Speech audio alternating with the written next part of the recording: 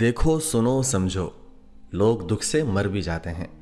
मौत बरहक है, लेकिन इस बात का भी ख्याल रखना चाहिए कि कहीं आप किसी की मौत का एक अदना सा सबब तो नहीं बन रहे। आमिर लियाकत मरहूम के साथ जो बर्ताव हमारी कौम ने किया वो किसी से ढका छुपा नहीं। उस शख्स ने अगर अल्लाह और रसूल की बात की तो भी लोग हंसे, उसने अपने दुख दर्द सुनाए तो भी लोग हंसते रहे, वो धाड़े मार कर रोता रहा तब भी लोग हंसते रहे। उसकी इज्जत तार तार हुई तो लोगों ने उसे तफरीह का सामान बना लिया। उसकी मनकूहा ने खलवत की वीडियो सोशल मीडिया पर फैला दी, जिससे उसका जीना मजीद दोभर हो गया। रही सही इज्जत और जीने की वजह भी जाती रही, और यूं एक हंसता मुस्कुराता आमिर लियाकत डिप्रेशन का मरीज बना और इसी कर्ब से गुजरते हुए दुनिया से गुजर गया। जो कुछ आमिर लियाकत ने अपनी आखिरी जिंदगी में सहा, ये सब सहने के बाद इंसान वैसे भी अंदर से मर जाता है।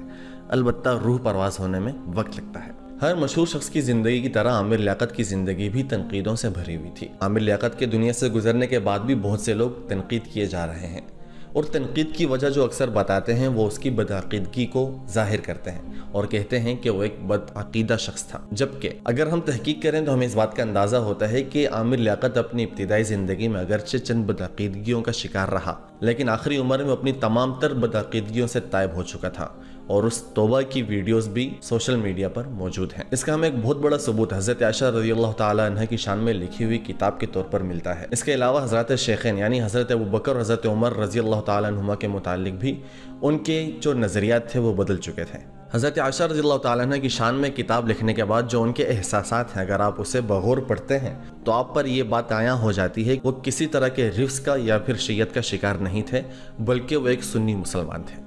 वो लिखते हैं, मेरी मोहतरम मुकर्रम अम्मी जान, मैं जन्नतुल बकी के अहाते में अपनी चश्मे तसव्वुर की हद अकीदत से आपकी कब्र अतहर को बोसा देते हुए कुछ कहना चाहता हूँ। अम्मी मोहतरम, आप बहुत सताई गईं। आपकी अजमत से खाइफ और आपके मकाम अरफा के मुनकिरीन यानी आप ही के कुछ गुमराह बच्चों ने आपकी फसाहत, बलागत, फ़काहत, इल्म, हिल्म और सबसे बढ़कर क़ुर्बत मुर्शिदी की बिना पर आपकी तकरीम और ताज़ीम के बजाय आपकी तहकीर और तौहीन में माज़अल्लाह हिदायत को तलाश किया, जो कि अंधेरों से रोशनी की जाहिलाना उम्मीद के सिवा और कुछ नहीं।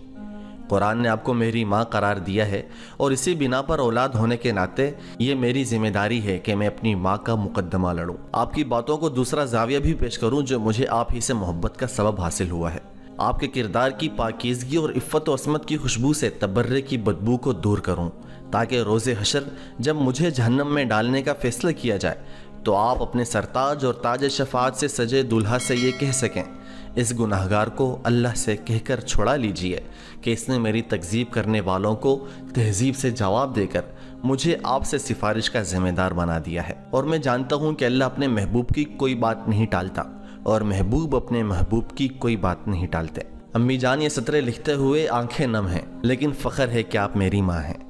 मैं अपने फ़हम और इश्क को मिलाकर आपकी बारगाह में इस किताब को नजराना अकीदत बनाकर पेश कर रहा हूँ।